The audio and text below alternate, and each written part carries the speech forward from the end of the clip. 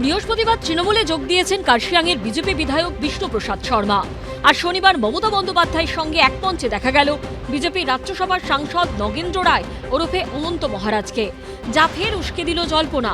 ভোটের আগে অস্বস্তিতে পদ্মশিবির। রাজ্য সরকারের তরফে এদিন বঙ্গবিভূষণ সম্মান দেওয়া হল বিজেপির রাজ্যসভার সাংসদকে। শনিবার 21শে ফেব্রুয়ারি আন্তর্জাতিক মাতৃভাষা দিবস।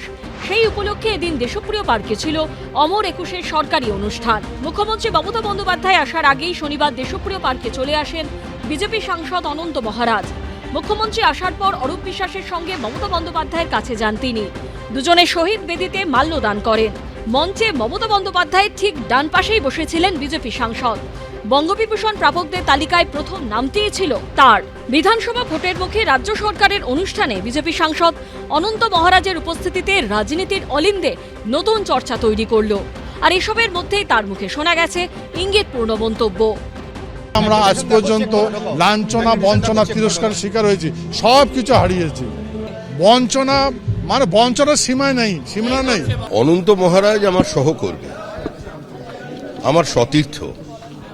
আমরা একই সঙ্গে রাজ্যসভায় পাশাপাশি বসে, তা আমার সতীর্থ যদি সম্মানিত হন, তিনি যদি কোনো পুরস্কার পান, এর থেকে বড় আনন্দের খবর আর আমার কাছে কিছু হতে পারে না। কোচবিহারে অত্যন্ত গুরুত্বপূর্ণ ফ্যাক্টর রাজবংশী ভোট। এই জেলায় প্রায় 34% রাজবংশী ভোটার। পর্যবেক্ষকদের একাংশের মতে রাজবংশী ভোটারদের মধ্যে অনন্ত মহারাজের প্রভাব রয়েছে। সেই জন্যই তাকে রাজ্যসভার সাংসদ করেছিল বিজেপি।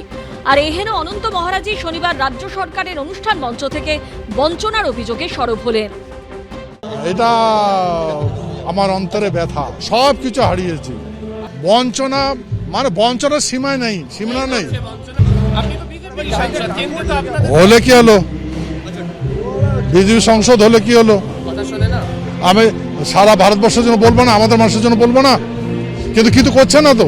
অনন্ত মহারাজের অন্যতম দাবি হচ্ছে উত্তরবঙ্গকে আলাদা রাজ্য করা। আমার প্রশ্ন হচ্ছে, তৃণমূল কংগ্রেস আজকে তাকে যে কি একটা পুরস্কার দিল, বঙ্গবিভূষণ দিলেন, তো বঙ্গবিভূষণ দিয়ে কি তৃণমূল কংগ্রেস বাংলা বিভাজনকে কি অ্যাকসেপ্ট করে নিলেন? সেই প্রশ্নটা সবার আগে। এই প্রথম নয়, এর আগেও বারবার বিজেপির অস্বস্তি বাড়িয়েছেন অনন্ত মহারাজ। অনন্ত মহারাজ আজকে এসে তিনি তার রাজবংশী ভাষায় বক্তৃতা দিয়েছেন এবং কবিতা বলেছেন। এ অতি একটা সুমধুর সম্মিলিত প্রচেষ্টা। এরপরে রাজনৈতিকভাবে উনি কি করবেন সেটা সামনের দিনেই বোঝা যাবে।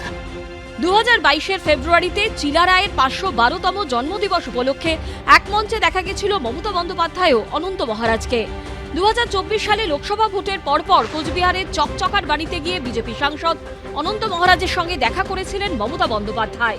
মুখ্যমন্ত্রী মমতা বন্দ্যোপাধ্যায়ের সঙ্গে সাক্ষাতে 9 দিনের মাথায় দিল্লিতে অমিত শাহের সঙ্গে বৈঠকে বসেন কোচবিহারের বিজেপি সাংসদ অনন্ত মহারাজ। তার ঠিক 2 দিন পরে প্রধানমন্ত্রী নরেন্দ্র মোদীর সঙ্গে বৈঠক করেছিলেন বিজেপির রাজ্যসভার সাংসদ। এই আবহে সেই তিনি মমতা বন্দ্যোপাধ্যায়ের সঙ্গে মঞ্চ ভাগ করলেন। তাহলে কি ভোটের আগে কোচবিহারের নতুন কোনো রাজনৈতিক সমীকরণ দেখা দিতে পারে? মমতা বন্দ্যোপাধ্যায়ের মঞ্চে বিজেপি সাংসদের উপস্থিতি নিয়ে তৈরি হয়েছে এই প্রশ্ন। আশাবুল হোসেনের রিপোর্ট, এবিপি আনন্দ, কলকাতা। এবিপি আনন্দ, এগিয়ে থাকে, এগিয়ে রাখে।